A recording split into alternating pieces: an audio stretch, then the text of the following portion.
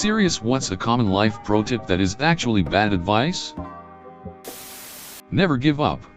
Sometimes you should give up. Sometimes you'll try your best and it still won't work out.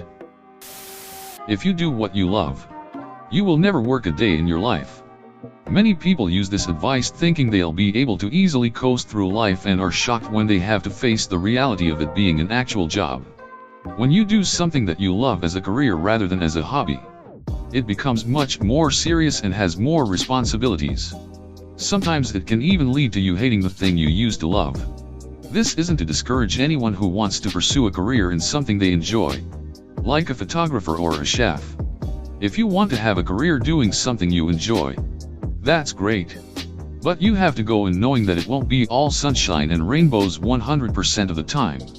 There will be difficulties from time to time and you won't have the same amount of freedom that you used to have when it was just a hobby. As long as you go in knowing that and are willing to adapt and work hard, you'll be fine. Just be yourself. You're perfect just the way you are and never let anyone change you. Are double-edged swords preventing many people from growing out of horrid habits or bad personality traits. If a lot of people are telling you to change your behavior, chances are you're gonna duck up your life if you don't pay attention. Looks don't matter. No matter how confident you are with yourself, it is inevitable that people will judge you based on your appearance. I kind of have no excuses drilled into me, but sometimes there are legit reasons why you can't do something. Also, not everything has a Hollywood ending. Sometimes you can't do something. Sometimes you fail and have to give up. Being realistic about that isn't a bad thing. Tip your head back to stop a nosebleed. Don't do that. Tip your head slightly forward with a kerchief pressed under your nose and allow the blood to clot. Play hard to get.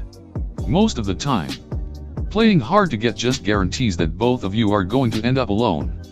The dating world is competitive and few people have the time to constantly pursue someone who is not demonstrating any interest. Stop playing these silly games and show a little interest back. You will be giving yourself many more opportunities with people you otherwise might have missed out on. You can do anything that you put your mind to. No, you can't. Not everyone is good at everything. And the sooner you make peace with your own limitations, the more successful you will become. Never go to bed angry. Sometimes you just need some time to chill the duck out and ruminate in why you're angry. Constantly talking about everything is what they show on TV. But if you don't have time to process your feelings, you can just end up fighting even more than if you just took a day to chill. Travel while you're young and not tied down. While it's great if you can afford it, it has been offered in my experience chiefly by people who have folks to fall back on. Traveling the world until you are broke is not a good life pro tip if you get stranded with no one to bail you out at the end. I think the pursuit for perfection, especially in the age of social media, aiming for an ideal 8 hours of sleep, all fresh veg/fruit/whole grain diet, perfect study and work habits with Instagram shots of color-coded notes, expensive skincare routine, 5 L of water a day, getting up at 5 a.m. for a run, abstaining from all vices. It's good to strive to be the best version of yourself. But the unnecessary pressure to excel at all these things seem detrimental more than anything else. I put a lot of time/effort into work and am good at my job. I have great physical and mental health. If I want to eat donuts with vodka shots at 11 p.m., or stay up watching Bob's Burgers until 2 a.m., or skip my run and head to work, I should be able to do that sometimes. Wellness is not a competition, and an elastic band stretched far enough will snap. Just do the work. Not horrible advice, but incomplete. I find that when people are stuck in life, it's often because they are doing the wrong kind of work. Work that's solitary, unmotivated, not strategic. Instead, I encourage people to join the community that is associated with the work they want to do. If you want to be a comedian or a filmmaker like me, hanging out at a show that you like, or collaborating with other creators, and building relationships there, and feeding those relationships just as often as you're doing the work will ultimately be more beneficial. At some point in your 20s, most people realize it's not as much about what you know, or even what you do. It's about who you know.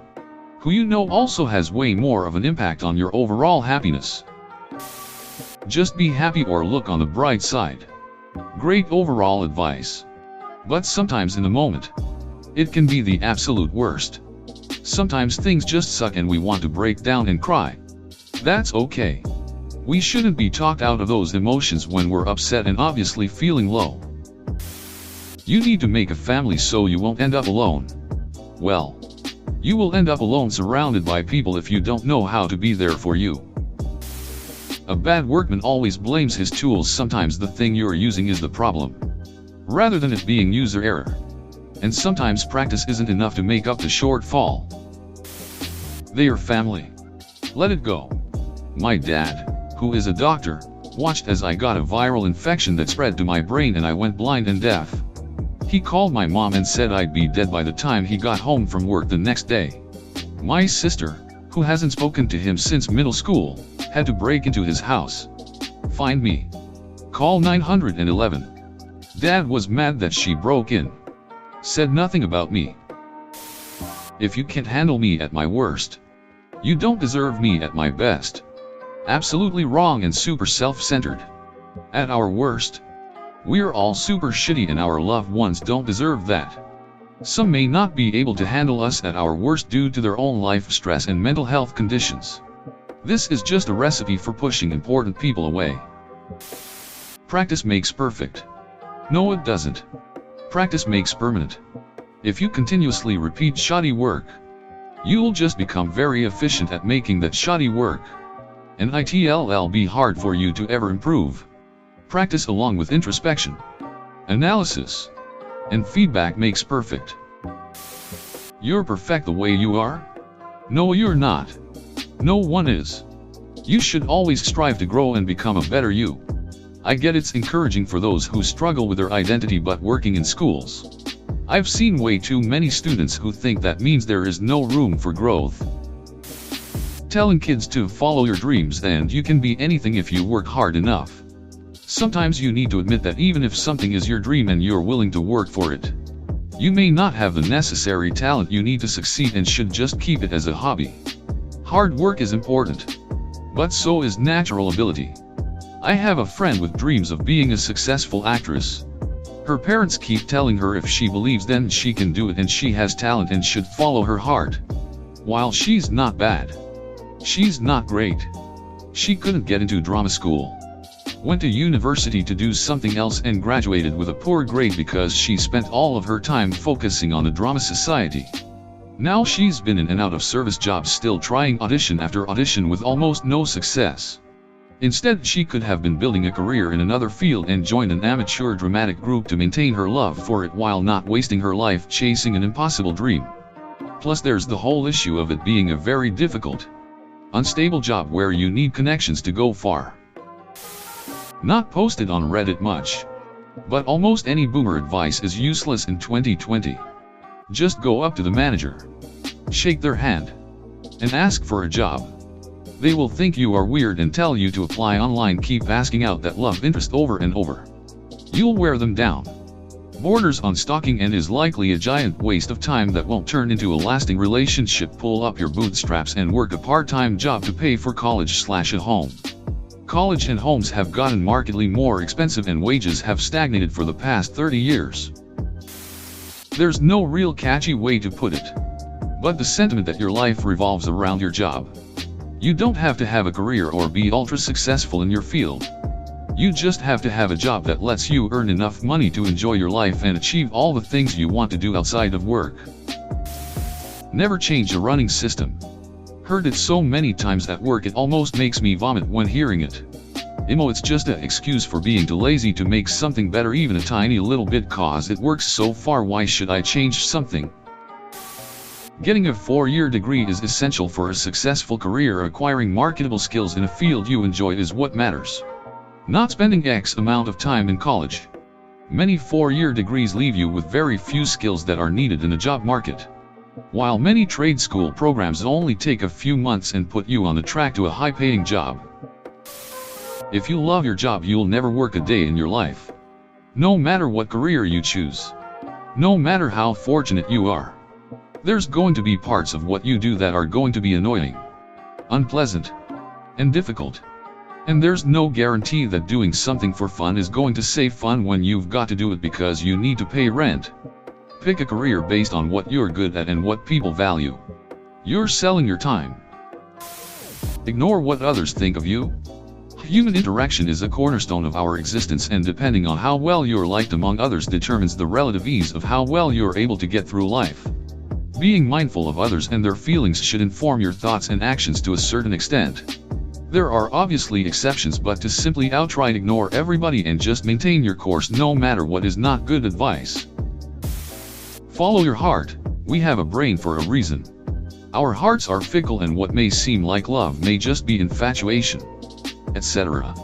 Understanding what you are feeling and why is important, as well as realizing that some commitments are worth it to push through the difficult times when our hearts aren't in it. That blood is thicker than water. Sometimes the family you choose, friends, are better for you than the family you were born into.